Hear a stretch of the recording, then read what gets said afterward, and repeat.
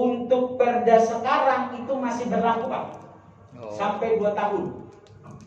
Selanjutnya untuk menjawab Undang-Undang 1, Bapak Ibu menyiapkan penyusunan perda tersebut yang akan berlaku 2 tahun menunggu PP-nya mulai 2024, nanti 2024. Dalam hal, selanjutnya seandainya dalam hal Bapak Ibu sudah siap, jangan dulu ditetapkan dengan perda, menunggu PP peraturan pemerintahnya.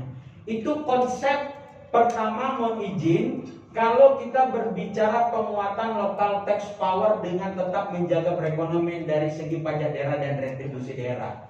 Yang kedua terkait dengan dana perimbangan, dana transfer ke daerah.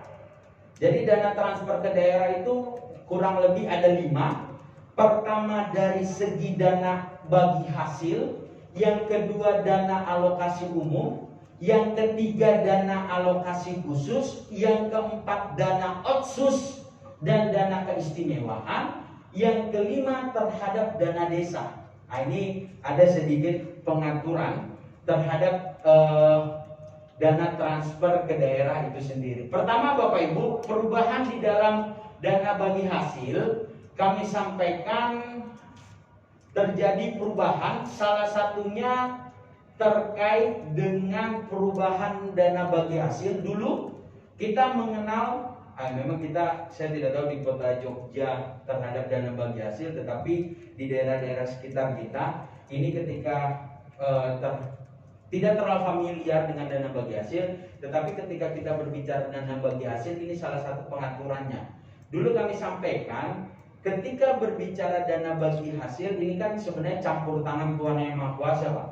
Jadi tergantung di mana daerah tersebut sumber daya alamnya besar, makanya muncul terhadap dana bagi hasil.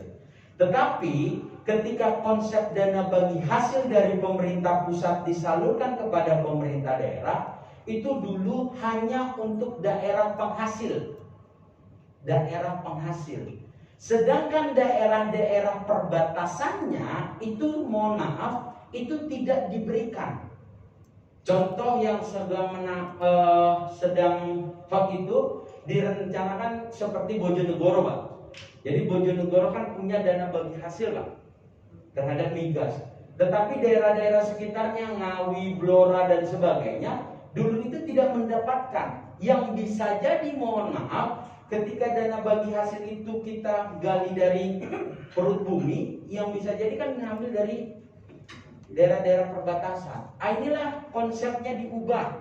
Terhadap dana bagi hasil juga diserahkan bukan hanya untuk daerah-daerah penghasil, tetapi juga diberikan kepada daerah-daerah sekitar dalam rangka daerah yang berbatasan langsung dan daerah pengelola itu sendiri. Oke, kemarin kami cek teman-teman Kabupaten Blora sudah begitu katanya. Untuk tahun depan kira kita kurang lebih kita mendapatkan sekitar 300 miliar seperti katanya. Karena Bojonegoro sebagai daerah penghasil selama ini mendapatkan kurang lebih sekitar 2 triliun dari dana bagi hasil tersebut, tetapi daerah-daerah perbatasan tidak mendapatkan.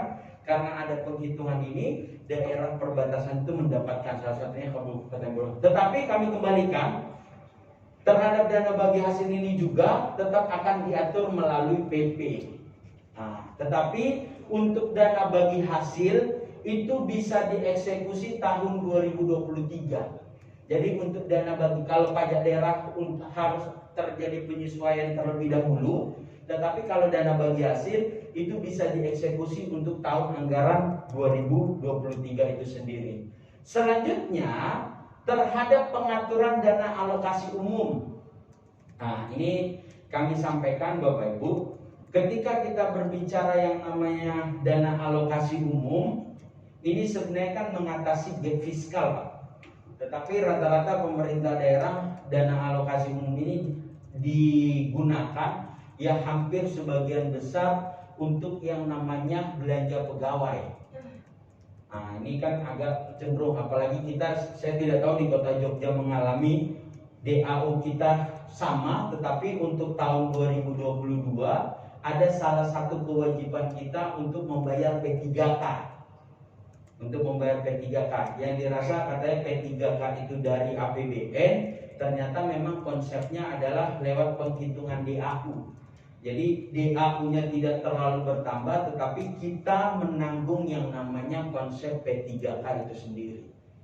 Tetapi ini yang sebenarnya mohon izin, ini kami sampaikan terhadap yang namanya dana alokasi umum. Memang dulu penghitungannya untuk saat ini 26% dari pendapatan negara itulah yang disalurkan melalui dana alokasi umum.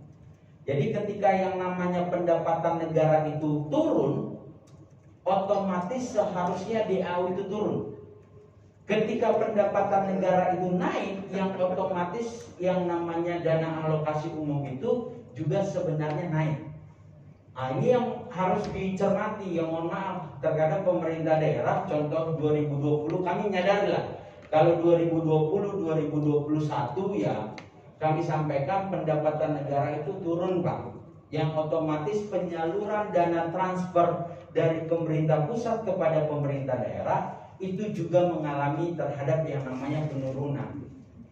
Nah, selanjutnya ketika kita berbicara DAU, kami sampaikan Bapak Ibu, ini memang kami juga mengadopsi buat teman-teman mohon izin di luar Pulau Jawa. Karena penghitungan DAU itu mengikuti celah fiskal. Celah fiskalnya, kebutuhan fiskal dilihat dari jumlah penduduk, dilihat dari luas wilayah. Nah, ini kadang-kadang ada daerah, mohon maaf, ketika kita berbicara yang namanya luas wilayahnya itu dia besar, tetapi populasinya sedikit. Nah, itu kan penghitungannya juga berbeda. Ada lagi daerah kalau kita berbicara yang namanya tidak memperhitungkan kalau luas wilayah, daerah kepulauan. Kalau daerah kepulauan kami sampaikan Bapak Ibu, karena dihitung hanya luas wilayahnya hanya berbicara namanya luas wilayah daratan, sehingga dia mendapatkan DAU kecil. Makanya sekarang penghitungan DAU salah satunya mohon izin memperhitungkan karakteristik wilayah, salah satunya terhadap daerah kepulauan. Mohon maaf. Selanjutnya terhadap daerah pariwisata, pertanian dan perikanan. Jadi ada faktor-faktor dalam rangka menambah terhadap dana alokasi umum itu sendiri. Dan terakhir nanti penguatan, karena selama ini kalau berbicara yang namanya dana kelurahan itu tidak diatur. Salah satu terhadap penyaluran DAU ke depan itu juga mengirmakan terhadap pendapatan pendanaan kelurahan. Kalau dulu kan ada di bahasa DAU tambahan tuh. 2020 itu ada bahasa yang namanya DAU tambahan untuk kelurahan. DAU plus. Nah, untuk saat ini Bapak Ibu nanti DAU juga ada DAU yang bersifat block rent yang sama. Selanjutnya ada yang namanya DAU yang bersifat earmarking. Salah satu terhadap DAU earmarking itu salah satunya ada dana kelurahan. Ini ingin mensejajarkan antara desa dengan kelurahan. Karena pasca Undang-Undang 6 tahun 2014, rata-rata yang namanya dulu desa ingin jadi kelurahan, sekarang pasca Undang-Undang 6 rata-rata kelurahan ingin mau menjadi desa. Jadi rata-rata kalau kita ke daerah sekarang, kalau jalannya bagus itu pasti di desaan. Jadi ketika jalannya sudah berlubang dikatakan, ah ini sudah masuk kelurahan. Nah seperti itu. Nah, kan dulu beda. Kalau dulu pasti kelurahan nih yang maju Pak, sarana dan prasarananya. Karena dulu ketika kita berbicara desa, desa pendapatannya hanya pendapatan asli desa dan lain-lain pendapatan. Kalau sekarang kan didukung banyak. Dari dana desa, alokasi dana desa, 10% dana bagi hasil, dana alokasi umum, 10% pajak daerah dan retribusi daerah kita, itu diserahkan kepada yang namanya desa itu sendiri. Itu penghitungan DAU. Jadi penghitungan DAU itu memperhatikan kinerja. Ini salah satunya untuk di Jogja ya. Ini kemungkinan akan salah satunya bertambah karena terhadap penghitungan DAU kita memperhatikan kinerja daerah dalam pencapaian SPM, salah satunya IPM. Makanya kalau daerah yang memang betul-betul berkinerja baik, DAU-nya digunakan untuk baik, otomatis naik. Selama ini banyak diberikan DAU tetapi kinerjanya turun. Makanya dikatakan penghitungan DAU dalam rangka pemenuhan SPM layanan dasar publik. Penghitungan terhadap yang namanya DAU. Kalau kita lihat kemarin paparan dari teman-teman Kementerian Keuangan dan Kemendagri, salah satu Bu Menteri itu sampaikan penghitungan DAU kami juga memperhatikan terhadap kinerja daerah. Jadi kalau daerahnya tinggi langsung memang diberikan terhadap dana alokasi umum itu tinggi. Selanjutnya ada DBH, DAU, yang ketiga terhadap DAK, dana alokasi khusus. Dulu kalau di Undang-Undang 33, mohon izin kami sampaikan, dia kenal hanya DAK fisik. Selanjutnya, dulu kita berbicara yang namanya ada kewajiban pemerintah daerah untuk dana pendamping sekitar 10%. Untuk sekarang Bapak Ibu kami sampaikan, DAK itu ada 3, ada DAK fisik, ada DAK non fisik, dan ada hibah daerah. Selanjutnya perbedaannya adalah dialokasikan dalam rangka pencapaian target kinerja. Jadi penyalurannya Bapak Ibu bukan lagi berbicara kita terima uang. Jadi kalau dulu Bapak Ibu, Kota Jogja mendapatkan DAK 50 miliar contoh, 31 Desember 2022 pasti uangnya itu ada di rekening kas umum daerah. Dilaksanakan atau tidak dilaksanakan DAK, pasti uang itu cair Pak. Jadi seperti kewajiban. Selanjutnya Bapak Ibu, padahal DAK ini kan dalam rangka menjalankan roda perekonomian Pak, biar cepat di pemerintah daerah. Ini sudah disalurkan kepada pemerintah pusat, kepada pemerintah daerah, tetapi kecenderungan pemerintah daerah mengendapkan uangnya di bank untuk mendapatkan bunga. Ini banyak sekali. Mantap itu. Ada pemerintah pusat, salah satunya bisa jadi pendapatan negaranya lewat pinjaman, harus membayar bunga, disalurkan kepada pemerintah daerah tidak menggunakan, tetapi menyimpan uang di bank. Pemerintah pusat membayar bunga, di pemerintah daerah mendapatkan bunga. Makanya dikejar waktu saat itu kalau kita pernah penyerapan anggaran. Karena memang Pak, mohon maaf, kami cek luar biasa alokasi anggaran di November 2021 itu sekitar 150 triliun uang itu ada di bank yang tidak dilaksanakan. Ini juga kami juga mengejar buat teman-teman kementerian lembaga agar memberikan juklak dan juknisnya itu jangan terlambat. Kadang-kadang kabupaten kota salah mengatakan, Pak, kami sudah terima uangnya, tapi kami tidak tahu ini digunakan untuk apa. Karena kan biasanya kan tergantung dari kementerian ini mau digunakan untuk apa. Juklak dan juknisnya terlambat sehingga pelaksanaannya terlambat. Ini juga kami mengejar dari Kemendagri dan Kementerian Keuangan dalam rangka kementerian lembaga yang menyalurkan terhadap DAK untuk mempercepat. Makanya sekarang Bapak Ibu, ketika penyaluran DAK itu contoh per termin.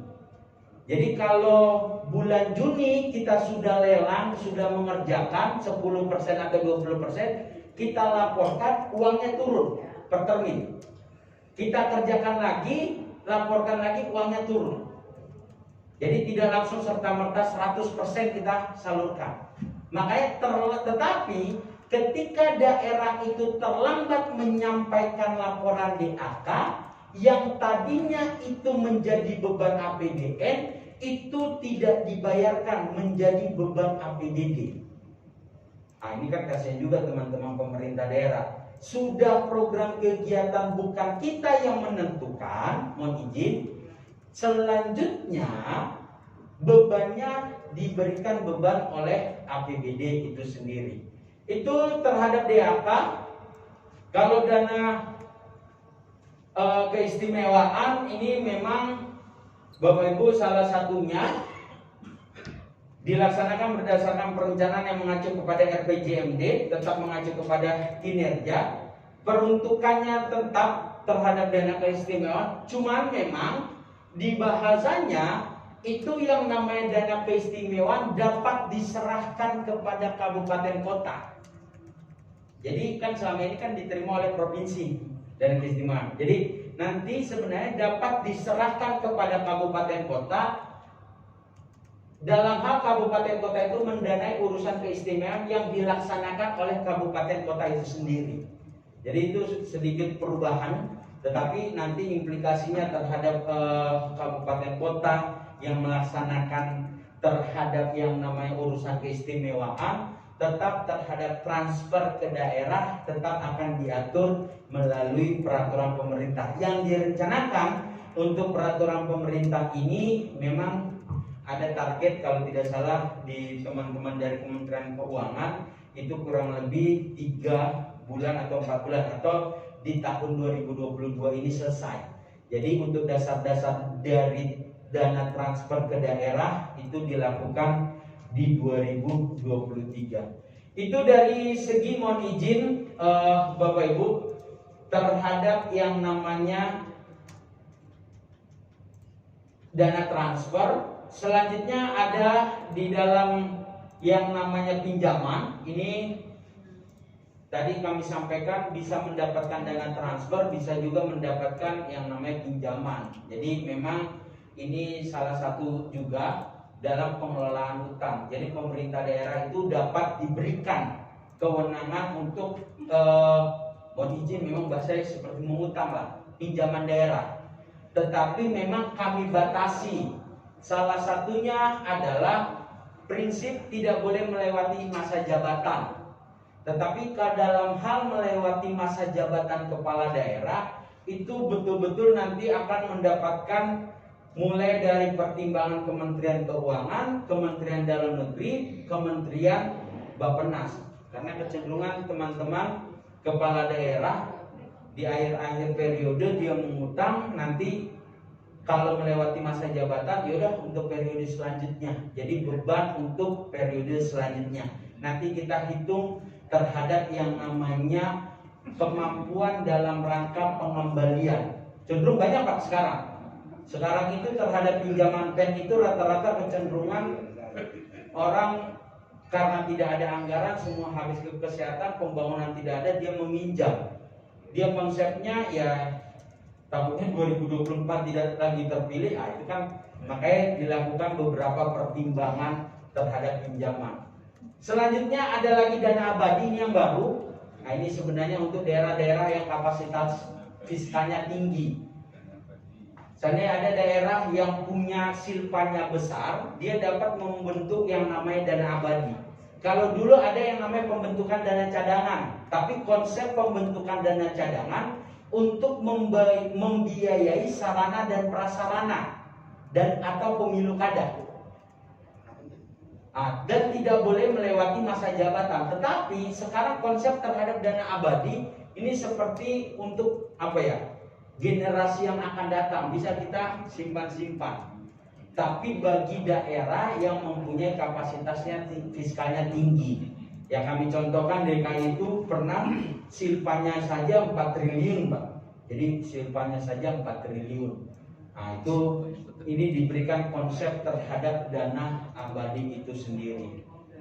Selanjutnya Bapak Ibu dalam rangka meningkatkan kualitas dari segi pajak, dari segi dana transfer. Selanjutnya dalam rangka pengendalian belanja pegawai. Mohon izin. Pertama Bapak Ibu dari segi pengendalian belanja pegawai kami sampaikan. Pertama fokus belanja dalam rangka pelayanan dasar. Jadi memang dalam rangka tetap mengacu kepada SPM. Yang kedua, daerah wajib melaksanakan atau mengalokasikan alokasi sesuai dengan peraturan perundang-undangan. Kalau tidak akan dikenakan sanksi pendidikan, kesehatan, dan infrastruktur. Selanjutnya yang ketiga, ini yang terbaru, batasan besaran belanja pegawai Pak. Jadi batas belanja pegawai itu maksimal 30% dari APBD. Di luar tunjangan guru, tunjangan khusus guru. Jadi memang konsep di kita kan belanja pegawai ini konsepnya adalah belanja mengikat dan wajib Pak. Tidak seperti Amerika. Amerika itu tidak ada APBD-nya, ASN-nya dirumahkan. Itu kejadian di 2008. Tetapi kita diam saja, kita kemarin WFH, yang namanya belanja pegawai itu harus diberikan. Karena konsep kita belanja pegawai adalah belanja yang bersifat mengikat dan belanja yang bersifat wajib. Tetapi ketika kita berbicara konsep belanja pegawai, ini yang kadang-kadang mohon maaf, kecenderungan teman-teman pemerintah daerah itu tidak rasional dalam rangka menganggarkan belanja pegawai. Contoh, terhadap yang namanya tambahan penghasilan, Pak. Ternyata pernah kami menemukan ada daerah terhadap konsep tambahan penghasilan daerah sekelas kabupaten kota, sekdanya itu, ini bukan provinsi, sekelas kabupaten kota, sekdanya itu ada tambahan penghasilannya 200 juta. Mau. Di daerah mana, Pak? Tidak, di daerah Jawa. Tapi tidak usah saya sebutkan daerahnya. Pasti di daerah Jawa. Sekitar 200 juta. Itu, kemarin lagi kami ketemu sama teman-teman dibilang begini, Pak, ini pemerintah pusat ini lucu, kata dia. Kenapa, Pak? Gini, tambahan penghasilan kan berdasarkan kemampuan keuangan daerah, Pak. Tapi sekarang kemampuan keuangan daerah kita sedang menurun. Dari TKI kami saja, nah ini sandingan DPRD ya, tunjangan komunikasi insentif kami saja yang tadinya sedang sekarang menjadi rendah. Tetapi tambahan penghasilan di tempat kami dia naik, dibilang. Saya sampaikan kepada DPRD-nya. Tambahan penghasilan pemerintah daerah itu dapat memberikan tambahan penghasilan kepada yang namanya pegawai negeri sipil, aparatur sipil negara, dengan memperhatikan kemampuan keuangan daerah atas persetujuan DPRD, saya bilang. Bapak Ibu yang menyetujui, Bapak Ibu yang mengeluh, mohon izin. Kan lucu, saya bilang. Katanya Bapak kemampuan keuangan daerah Bapak Ibu turun, tetapi ketika berbicara yang namanya belanja, Bapak Ibu sepakati. Iya, dibilang. Aturannya tidak, aturannya ada, Pak, di pasal 58 PP 12. Bapak Ibu menyetujui. Makanya ada daerah itu tuh, saya tidak mengatakan ini ya, tapi ini yang abnormal gitu, Pak. Makanya kalau kita berbicara yang mohon izin, berbicara Perpres 33 tahun 2020 yang berkaitan dengan perjalanan dinas, standar satuan harga, jangan kita lihat hanya perjalanan dinas, Pak. Ini salah satunya, banyak juga peraturan-peraturan yang kami simplifikasikan untuk meningkatkan kualitas belanja daerah. Karena berbeda-beda. Honor. Dulu sebelum Perpres 33 kami sampaikan, Pak, honorarium, kenapa belanja pegawai ASN itu besar? Ada gaji, ada tunjangan, sudah dapatkan gaji dan tunjangan, ada yang namanya tambahan penghasilan. Sudah dapatkan tambahan penghasilan, tetapi honorariumnya masih dibuka oleh kepala daerah, bebas memberikan honorarium.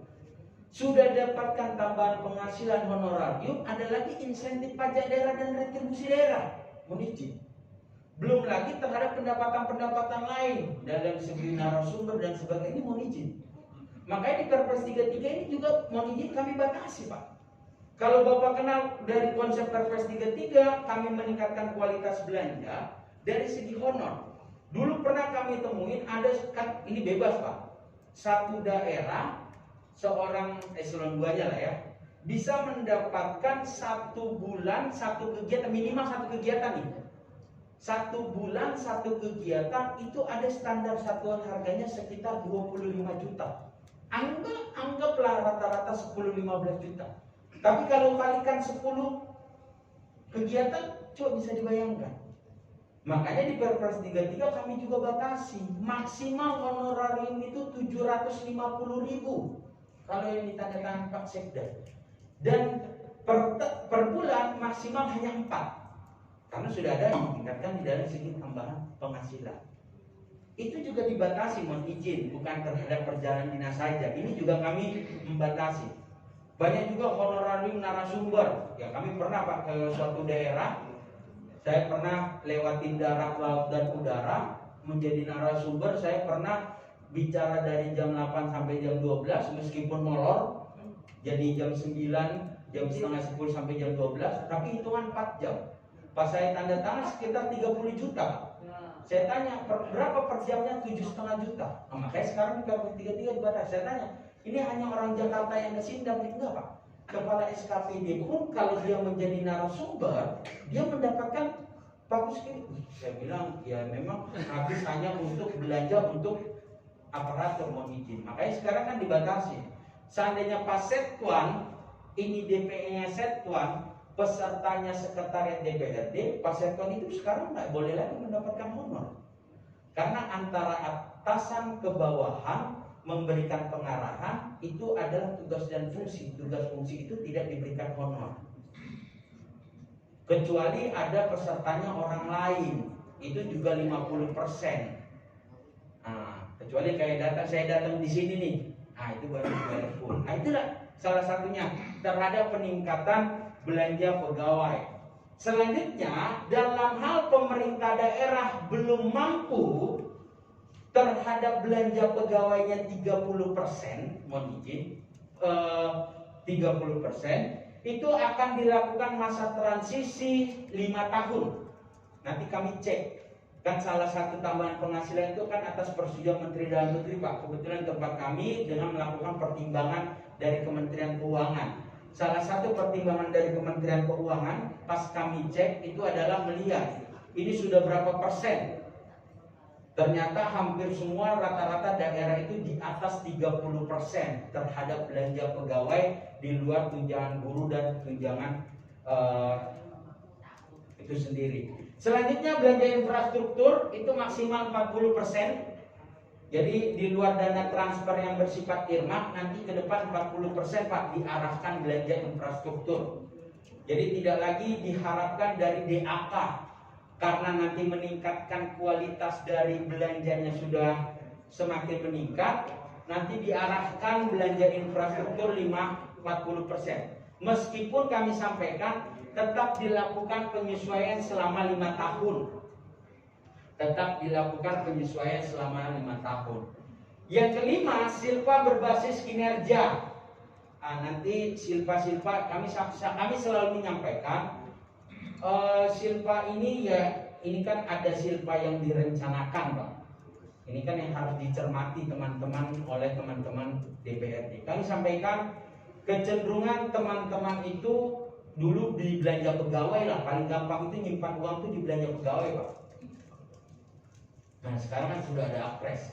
Saya pernah menjadi tenaga ahli di suatu daerah, saya pernah sampaikan. Ada kalau daerah itu rata-rata di perubahan APBD pasti belanja pegawainya dinaikkan, Pak. Naikkan 3%, 5% seperti itu. Padahal kalau kita sandingkan di perubahan APBD, kita lihat laporan realisasi semester pertama, 50% pun tidak habis. Tapi di dalam perubahan kadang-kadang dinaikkan kembali. Nah, ini kadang-kadang menjadi, saya pernah saya sampaikan gini, di dalam perda pertanggungjawaban dikatakan seperti ini, Pak, silpa ini baik apa, silpa besar itu baik apa jelek? Dia bilang. Saya katakan gini, bisa dua-duanya. Ketika dia silpa jelek itu menandakan perencanaannya tidak baik. Tetapi bisa juga silpa ini bagus. Contoh, ada silpa dari belanja pegawai. Salah satunya karena ada tambahan penghasilan. Ketika tambahan penghasilan itu beban kerjanya tidak dilaksanakan, pasti disalurkan kepada ASN itu kecil berdasarkan beban kerja, kan menjadi silpa. Nah, ternyata pas kami cek di dalam yang namanya perubahan APBD, kecenderungan teman-teman menaikkan belanja pegawai itu di dalam perubahan APBD. Saya pernah cek, ini salah satu daerah lah. APBD-nya untuk belanja pegawai itu 1 triliun, Pak. Di perubahan APBD dia minta tambahan Pemdanya 50 miliar. Hanya 5% dia minta. Katanya karena ada kenaikan pangkat, kenaikan golongan, kenaikan pangkat golongan, kenaikan jabatan, ada yang sudah beristri, ada yang anak. Seperti itu sampaikan. Rasional, kami sampaikan masih rasional gitu. Tetapi pas kami di perubahan APBD kami cek, kami sandingkan antara perubahan APBD, rencana perubahan APBD dengan laporan realisasi semester pertama. Ternyata di laporan realisasi semester pertama daerah tersebut dia baru menyerap 6 bulan, itu sudah ada gaji 13 dan gaji 14, hanya 400 miliar. Berarti sisa anggaran dari bulan Juli ke bulan Desember 600 miliar. Tetapi dia minta lagi tambahan 450. Tapi kalau kita terkesan dari 1 triliun dia minta 50 aja. Tetapi ketika kita sandingkan di dalam laporan realisasi semester pertama, berapa alokasi anggaran yang di saving sama mereka? Nah, berarti kan kecenderungan ya rata-rata kami sampaikan, oh ini banyak juga saving menjadi idle money yang ada di belanja pegawai yang tidak dialokasikan. Ini juga harus cermat. Makanya kami selalu mengatakan kalau Bapak Ibu mengalami perubahan APBD, prinsip perubahan APBD kan 3. Pertama harus sudah diaudit BPK, yang kedua harus ada perda pertanggungjawaban, yang ketiga laporan realisasi semester pertama. Makanya perubahan APBD itu muncul itu bulan 7 setelah laporan realisasi semester pertama. Makanya tolong ketika Bapak Ibu perubahan APBD, Bapak Ibu cek nih laporan realisasi semester pertama.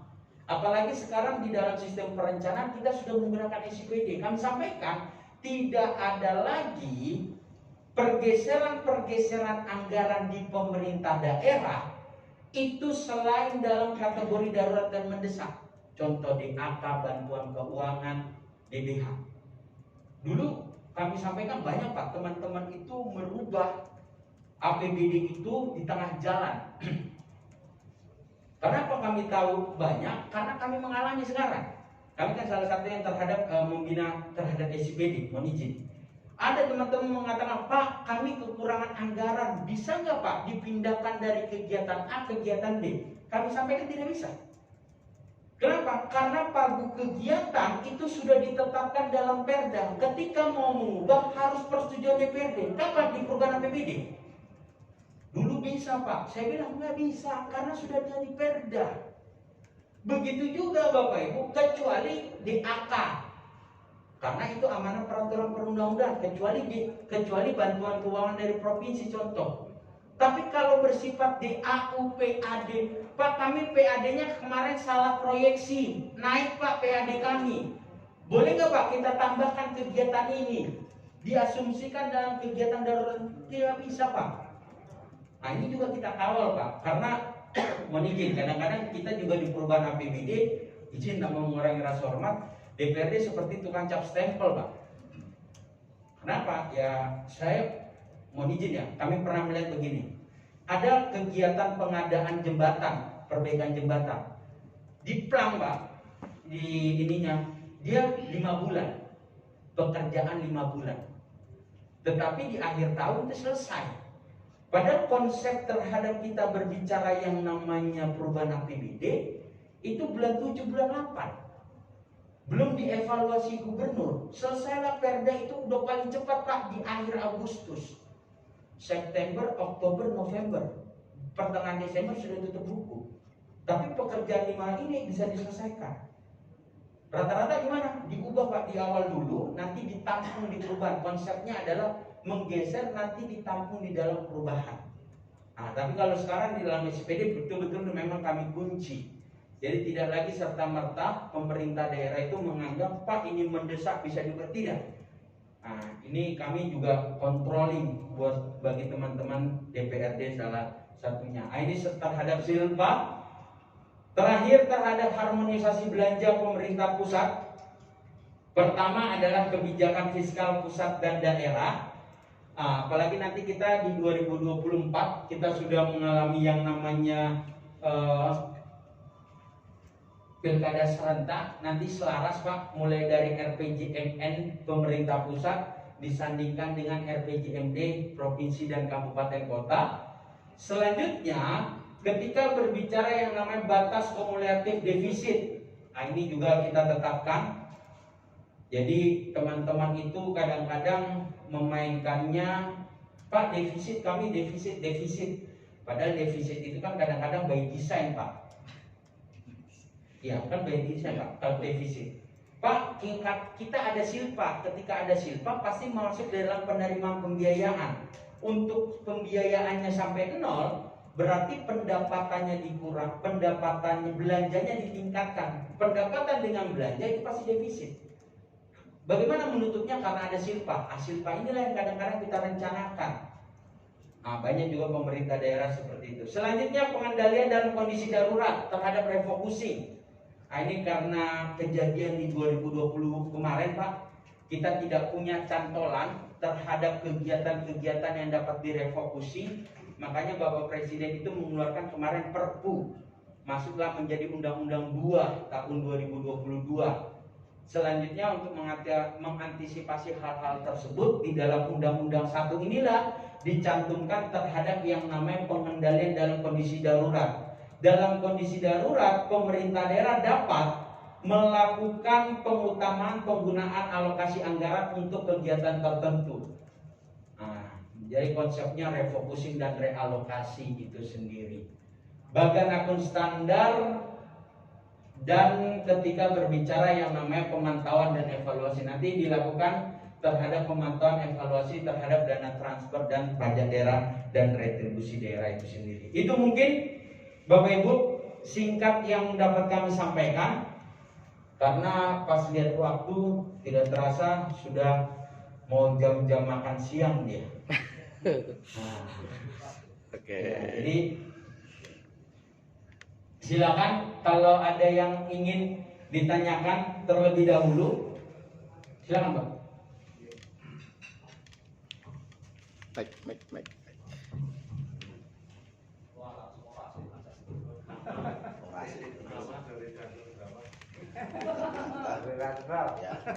Nama, nomor sepatu. Bisnya gimana bisnya? Mulai parkir bisa? Ditamu. Oke, terima kasih Pak. Kaitannya tadi Pak yang disampaikan bahwa yang masalah Undang-Undang Nomor 1 Tahun 2021 tadi, yang tidak lanjutnya hanya 2 tahun Pak. 22. Jika tidak lanjutnya hanya 2 tahun, sehingga kan kalau 5 Januari 22 berarti kan paling lambat 5 Januari 2024. Kebetulan kami di Bapemperda Pak, dan memang mungkin ini juga menjadi kendala kita semua Bapemperda yang ada di seluruh Indonesia, bahwa kalau melihat batas waktu yang disampaikan tadi Pak, ini mungkin kami masih gampang Pak, hanya apa ya, dalam penyusunan propem itu kan sesuai dengan Permendagri 120 tahun 2018 memang harus menyertakan dengan NA dan draft raperdanya Pak. Sehingga yang menjadi pertanyaan kami, apakah karena yang namanya propem ini kan harus ditetapkan sebelum APBD. Jika kalau tadi memang dipaksakan di tahun 2023 masuk dalam propem perda 2023, sehingga kan harusnya memang pada tahun ini di perubahan ini kan sudah dilakukan kajian Pak, maupun penyusunan daripada draft raperda itu. Nah, yang jadi pertanyaan kami Pak, memungkinkan tidak Pak, misalnya sebelum penetapan APBD tahun 2022 ini di dalam penyusunan propem itu ini bisa terselesaikan, karena kalau kami tadi salah tidak jalankan masih menunggu PP itu Pak. Mungkin pertanyaan itu aja Pak, matur nuwun. Ya, lanjut. Ye, Mumpung nang kene ya. mumpung. Ya. Seperti apa yang disampaikan tadi perihal penganggaran, yang mana tadi disampaikan bahwasanya penganggaran untuk alokasi belanja pegawai ini khususnya di tambahan penghasilan yang banyak dimanfaatkan untuk merencanakan silpa. Nah, ini dari DPRD sendiri mungkin ada arahan, mungkin pencermatannya seperti apa yang perlu dicermati dalam penganggaran untuk alokasi belanja pegawai ini. Kemudian yang kedua mengenai Perpres 33. Meskipun ini ya wis mati ya Pak. Yang mana tadi juga disampaikan banyak dilakukan pembatasan khususnya untuk SPBD. Namun sepertinya pembatasan ini hanya diberlakukan untuk khususnya kalau untuk DPRD ini hanya untuk DPRD provinsi dan kabupaten kota. Kenapa untuk pusat sendiri tidak terdampak untuk Perpres 33 ini? Itu saja, terima kasih. Oke, selanjutnya. Oh, ini trio maskerter nih. Terima kasih Bapak. Jadi terkait dengan anggaran perubahan yang tadi disampaikan bahwa SPD kalau tidak salah mau dikoreksi tadi SPD-nya katanya dikunci. Artinya dari yang sudah sekarang sudah dilakukan kan sudah pakai SPD, saya lupa mulai tahun berapa ya SPD itu Pak? 2021 Pak. 2021 ya. Sebelumnya dengan mulai tahun 2021 itu apakah ketika kita dari DPRD mengajukan satu kegiatan itu apakah ada satu perbedaan? Artinya perbedaan itu bukan masalah anggarannya tapi tingkat keberhasilannya dengan SIPD itu ataupun dengan sebelum SIPD itu apakah berbeda atau mungkin dianggap lebih mudah ketika sebelum SIPD atau sekarang sudah SIPD itu lebih susah. Itu saja, terima kasih. Selanjutnya.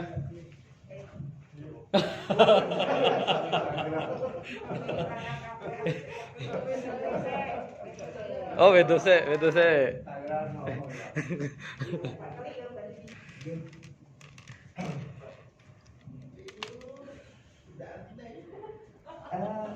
Tadi saya menyimak beberapa hal yang terkait dengan Undang-Undang Nomor 1 Tahun 2022 mengenai hubungan uang pusat dan pemerintah daerah (KPD) yang sebetulnya ini banyak disederhanakan. Nah, berkaitan dengan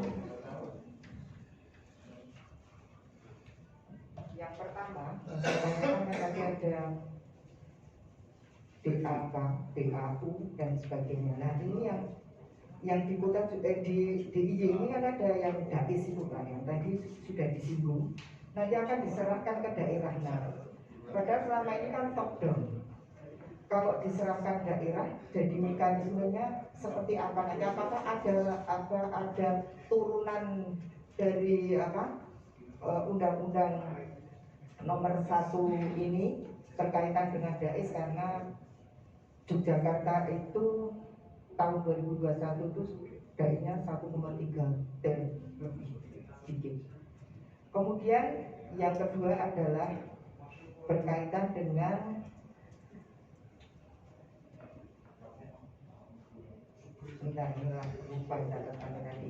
berkaitan dengan dana abadi daerah, di mana kota Yogyakarta ini fiskalnya tinggi.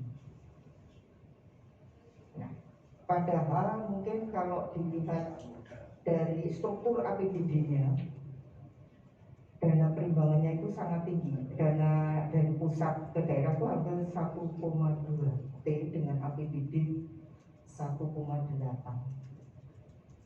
Seperti apa yang untuk dana abadi daerah ini?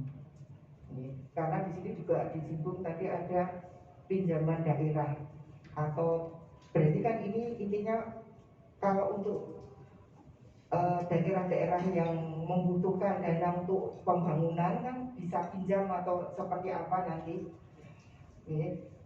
Apa ini bisa dilakukan oleh semua daerah atau hanya untuk daerah-daerah yang mungkin minus? Kalau sudah minus, kalau pinjam yang kemungkinan untuk tidak bayar ya tinggi.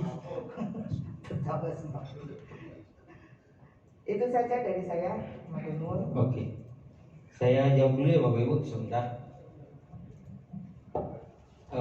Pertama terhadap program pembentukan Perda, Pak. Jadi gini, kalau kita lihat memang kalau dalam rangka penyusunan APBD, dalam rangka penyusunan program peraturan perundang-undangan kan ada konsep 3, Pak. Ada yang diamanatkan oleh peraturan perundang-undangan.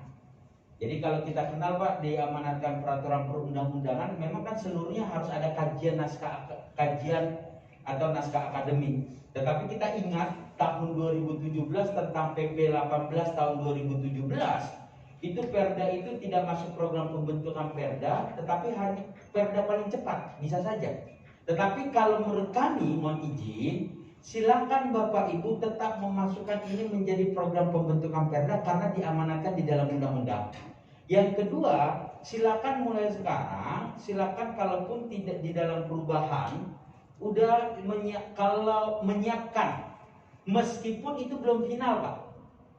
Finalnya ini tetap menunggu PP. Jadi begini, kami waktu menyusunnya, kan rencananya ini kalau di jangka 2 tahun nih terlalu lama. Tapi kami sampaikan dengan teman-teman Kumham pada saat itu, penyusunan program pembentukan Perda di daerah itu tidak seperti hari ini kita tetapkan undang-undang, besoknya anggaran bisa. Yang tadi sampaikan Bapak, makanya kami berikan jeda 2 tahun. Prinsip kami rencananya ini akan masuk menjadi program pembentukan Perda di 2023. Nanti di 2023 lah kita sudah melakukan proses yang namanya penyusunan, nanti ditetapkan di 2023, nanti mulai berlaku di 2024. Makanya muncul 2 tahun setelah peraturan pelaksana. Sehingga kalau kami sarankan, silakan rancang. Jadi kayak mengadop Pak.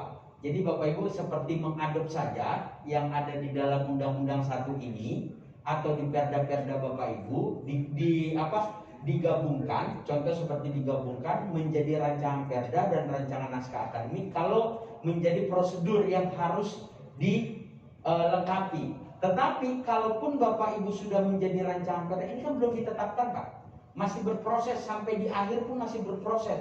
Selama PP-nya ini belum terbit, kalau menurut kami jangan dulu ditetapkan menjadi Perda, tetapi proses rancangan Perdanya tetap boleh dilaksanakan. Artinya pansus tetap berjalan. Pansus tetap berjalan. Siap. Undang-undang dalam kali Siap. jadi kan maksimal tanggal 5 Januari 2024. Siap Pak. Sedangkan kita sekarang kan belum apa-apa Pak. Iya. Artinya adanya omnibus law tadi yang berkaitan dengan perda pajak dan retribusi daerah kan dijadikan satu. Sehingga mau nggak mau kan tahun 2023 itu kan sudah harus masuk di dalam program perda kita Pak. Sedangkan sekarang kan sudah tahun 2022. Kemudian di perubahan ini kan belum ada usulan ataupun belum ada kajian yang berkaitan dengan hal itu Pak. Maksudnya gini Pak, pada waktu tahun 22 ini untuk kita menentukan program perda 23, itu kan salah satunya nanti adalah raperda tentang pajak dan retribusi daerah. Tetapi kan karena pada waktu menetapkan program itu kan sesuai dengan Permendagri 120 kan harus ditetapkan sebelum APBD maksudnya gitu Pak.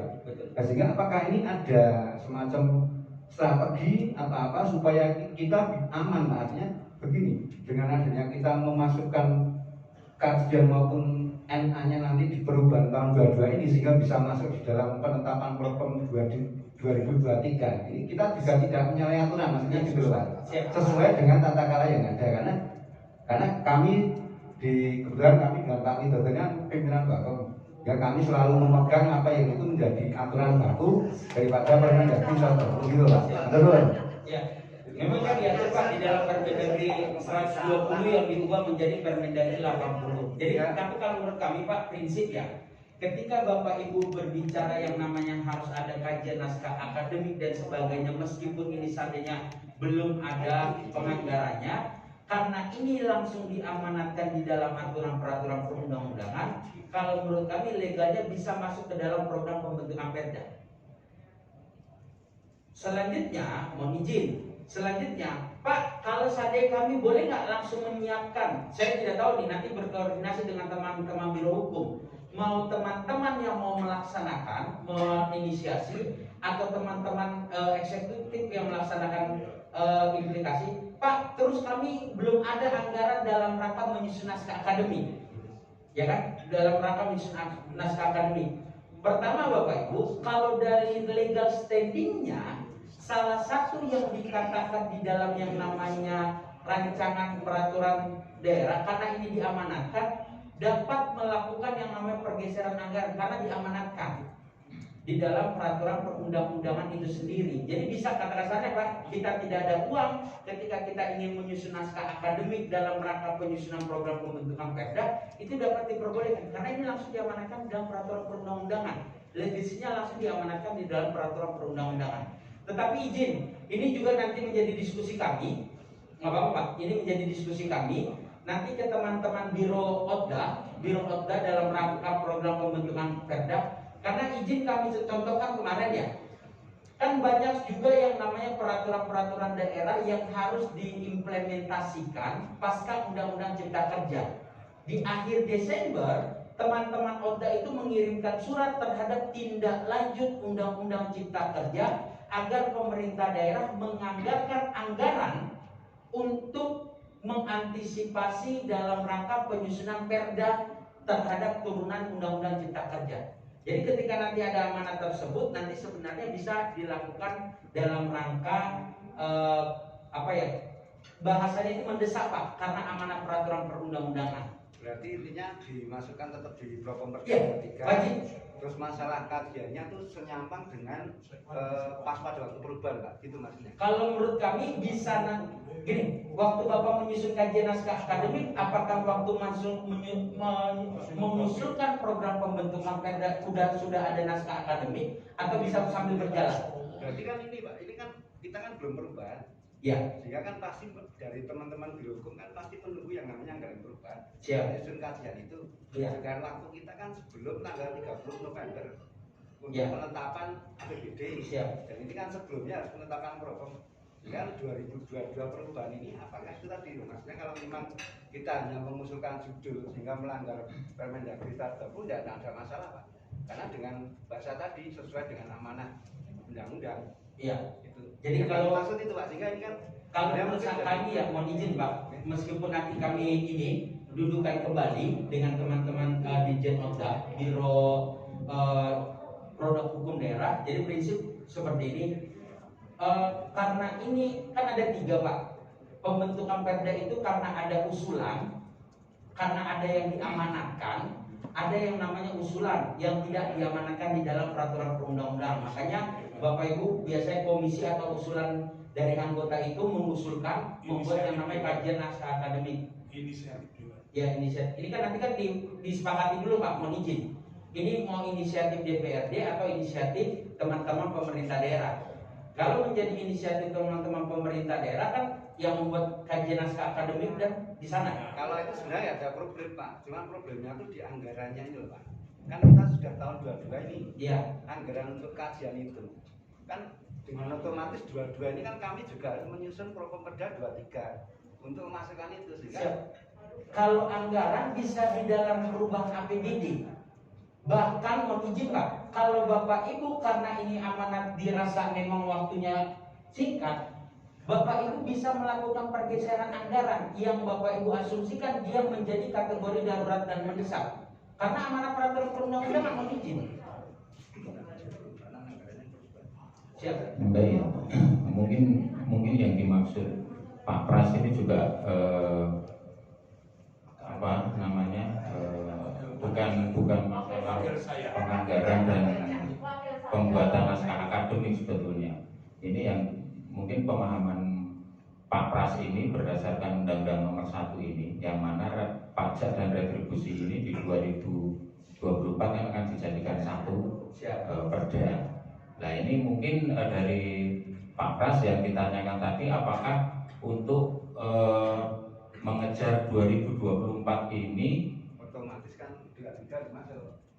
Perda untuk pajak dan retribusi ini bisa selesai. Iya. Nah, kalau pemahaman saya berdasarkan dengan rapat dengan bagian hukum Pemkot kemarin, bahwasanya sebelum ada PP untuk tindak lanjut dari Undang-Undang Nomor 1 ini, kemarin kan juga ada SE Mendagri itu untuk percepatan sesuai dengan amanat Undang-Undang Cipta Kerja, khususnya untuk kalau di pemerintah Kota Jogja sendiri kemarin untuk Perda pajak dan retribusi ini kita drop semua dulu. Kita drop semua dulu. Setelah nanti PP muncul tindak lanjut dari Undang-Undang Nomor 1 ini di 2024, ini baru kita susun untuk perda pajak dan retribusinya. Kalau pemahaman saya seperti itu kemarin ya. Kalau Pak Pras tadi sepertinya juga pemahamannya beda. Jadi antara waktu 2022 ini sampai 2024 ini perda yang dijadikan satu, pajak retribusi yang dijadikan satu itu harus sudah selesai. Kalau pemahaman Mas Pras seperti itu. Ini kami juga sampai simplifikasi Pak, sampaikan begini. Dalam hal 2024 Bapak Ibu perdanya pun masih berjalan, yang dipakai tetap merujuk kepada Undang-Undang 1 tahun 2022. Jadi dalam hal, jadi kan gini, kita mengejar bagaimana nanti di 2024 Bapak Ibu sudah selesai nih peraturan pelaksananya. Tetapi dalam hal nanti di 2024 Bapak Ibu perdanya belum, perda-perda yang bertentangan, contoh yang tidak dipungut, yang tadinya kita ada yang namanya retribusi terminal, tiba-tiba kita pakai di perda yang terdahulu ada retribusi terminal, di dalam Undang-Undang 1 tidak ada retribusi terminal, Bapak Ibu tidak boleh pungut sampai menunggu perdanya. Tetapi terhadap tarifnya tetap mengikuti dalam hal yang tidak berlaku. Contoh lagi, seandainya ada yang namanya izin trayek yang nanti dihapus. Kalau di 2024 seandainya Bapak Ibu belum ada perdanya, Bapak Ibu tidak boleh memungut sampai ini ditetapkan. Jadi meskipun belum ditetapkan dengan perda, tetapi Undang-Undang 1 ini tetap berjalan di pemerintah daerah. Tapi kalau dari segi anggaran, mohon izin, nanti kami akan koordinasi. Tapi kalau dari segi anggaran, sepengetahuan kami, mohon izin, karena ini diamanatkan di dalam peraturan perundang-undangan, silakan Bapak Ibu dia tetap cantumkan di dalam program pembentukan perda itu sendiri. Makanya dulu saya ingat nih, waktu PP 18 tahun 2017, waktu PP 18 tahun 2017 banyak sekali daerah-daerah yang tidak membuat naskah akademik. Salah satunya, mohon izin, kita membuat pokok-pokok pikiran terhadap perubahan, karena itu yang diamanatkan di dalam peraturan perundang-undangan. Tapi nanti ini kami tetap laporkan Pak ke teman-teman di produk hukum, sama seperti yang namanya Undang-Undang Cipta Kerja. Di Desember kan keluar itu Pak, surat edaran terhadap tindak lanjut Undang-Undang Cipta Kerja. Nanti biar nanti ini menjadi dasar, karena memang rencananya kalau perlu nanti kami laporkan kembali, biar nanti menjadi salah satu legal standing di dalam peraturan pemerintahnya. Karena di dalam undang-undang memang dikatakan belum ada implikasi terhadap penyusunan perda. Dia hanya diatur oleh peraturan pemerintah. Jadi ini ya saran Bapak Ibu. Tapi kalau konsep sebenarnya tetap harus masuk menjadi program pembentukan perda. Tetapi dalam rangka naskah akademik dan sebagainya, terima kasih Pak. Nanti kami akan rapatkan dengan tim-tim, dan yang kedua dengan order seperti tindak lanjut Cipta Kerja. Jadi untuk misalnya di tahun 2024 itu setelah peraturan pelaksananya terbit, kemudian Pemkot belum selesai untuk menyusun perda yang dijadikan satu, itu apakah Pemkot juga berhak untuk khususnya untuk pajak dan retribusi menarik sesuai dengan perda yang sebelumnya yang masih berlaku? Nggak boleh. Jadi gini, konsepnya kalau di 2024 Bapak Ibu belum ada perda, selama itu menjadi kewenangan kita, Bapak Ibu tetap boleh pungut. Tetapi di 2020, tetapi ada retribusi Pak. Contoh terminal, Bapak Ibu tetap mengatur nih tarifnya. Tetapi di 2024 kan tidak ada lagi Pak retribusi terminal. Mau Bapak Ibu atur menjadi perda, meskipun perda terdahulu ada, Bapak Ibu tidak boleh memungut retribusi terminal itu sendiri. Itu legal standingnya. Memang kemarin ini Bapak boleh izin, memang perdebatan banyak. Kalau di pasal 178, 187, 188 di Undang-Undang 1 itu banyak memang antisipasi hal-hal tersebut Pak.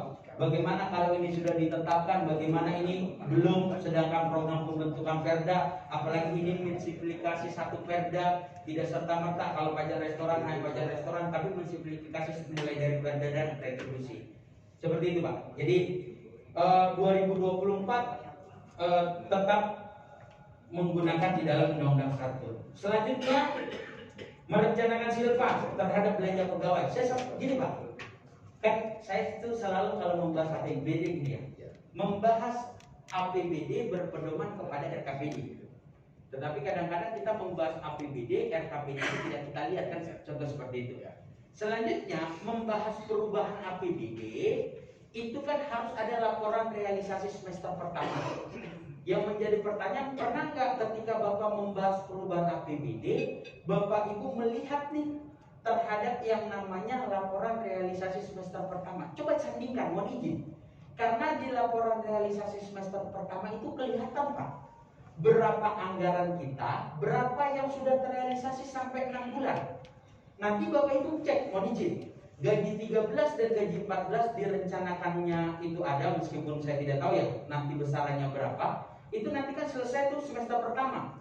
Nanti coba Bapak cek berapa belanja pegawai yang sudah terserap. Adakah 50%? Padahal itu sudah kita katakan sampai 6 bulan, 7 bulan, sampai 8 bulan. Coba sandingkan saja Pak. Saya pernah mencontohkan, ada nanti slide-nya, saya menyandingkan seperti itu. Induk berapa, induk di 2022 berapa, selanjutnya berapa di laporan semester pertama, berapa di perubahan, ada peningkatan tidak? Ketika ada peningkatan, itu yang menjadi tanda tanya untuk apa peningkatan tersebut. Sedangkan di dalam semester pertama pun setengah dari yang kita anggarkan belum terserap, contoh seperti itu. Silakan.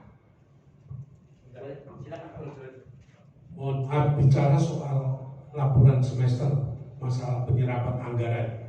Kadang-kadang Bapak di eksekutif itu menyampaikan bahwa sudah sekian persen, namun yang belum ini sudah mumpuk, yang sudah menjadi SPJ tapi belum dihitung. Kadang-kadang selalu mengatakan seperti itu, sehingga kita itu juga kerepotan untuk apa itu menganalisa untuk kedepannya. Nah ini kadang-kadang eksekutif selalu mengatakan, Pak, berapa persen OPD sudah menyerap anggaran 2021 namanya. Itu mereka akan mengatakan, oh baru 40%. Namun ini SPJ sudah sebagian belum masuk, sebagian sudah masuk, tapi belum kita perhitungkan. Kadang-kadang bicaranya di dalam rapat kerja selalu mengatakan seperti itu, sehingga kita sulit untuk membuat valid di dalam rangka perhitungan penyerapan itu, Pak. Nah, kadang-kadang seperti itu. Terima kasih, Pak. Ya, betul Pak. Makanya prinsip gini, kalau yang namanya belanja modal, Bapak Ibu cek. Yang dihitung itu minimal itu sampai SPD, Pak. SP2D. Karena SP2D itu uang yang sudah keluar. SP2D. Kalau LPG itu hanya laporan kita nih dalam rangka mempertanggungjawabkan. Minta saja data laporan SPD. Karena laporan SP2D itu adalah dari kuasa BUD ke bank. Uang itu sudah keluar Pak. Berarti sudah terrealisasi sebenarnya. Tinggal masalah laporan. Makanya kalau saya itu minta laporan SP2D. Apalagi kalau berbicara yang namanya gaji belanja pegawai 1 Juni itu pasti sudah terbayarkan ya. Laporan itu SPJ di akhir. Kan kita per semester sampai 1 Juni kalau belanja pegawai Pak. Sudah clear dia biasanya kalau belanja pegawai. Tapi betul setiap laporan teman-teman, Pak ini belum masuk yang ini. Jangan minta waktu SPP karena SPP itu masih pengajuan belum cair. Jangan minta waktu data SPM karena bisa jadi SPM itu ditolak oleh kuasa BUD. Minta data SP2D. Kalau LPG itu nanti bisa dikoreksi Pak. Bisa di uang keluar kita hanya mengadministrasikan. Itu LPG sama SPG. Tapi yang Bapak minta adalah laporan SP2D. SP2D itu adalah tanda tangan kuasa BUD kepada bank untuk mengeluarkan kepada pihak ketiga. Mohon izin, sandingkan seperti itu. Selanjutnya kalau terhadap Perpres 33, saya mohon izin tanpa mengurangi rasa hormat. terhadap Perpres 33 Pak, kami mulai dari 2008 itu sudah menggunakan etkos. Bapak Ibu itu baru menggunakan itu di 2013 mohon izin. Selanjutnya yang Bapak Ibu tetapkan seperti ini itu kami sudah menggunakan di 2008. Jadi bukan baru pertama, sampai di setingkat menteri pun menggunakan Perpres 33.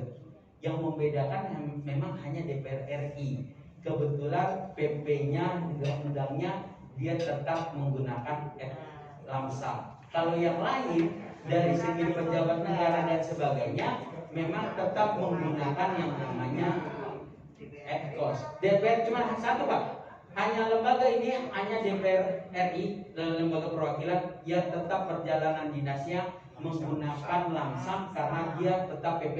Tapi dari segi penyelenggaraan negara setingkat menteri pun yang mohon izin datang ke Jakarta ya memang hanya 380 mohon izin. Politik anggaran ini ya Mas ya. Adil dan makmur.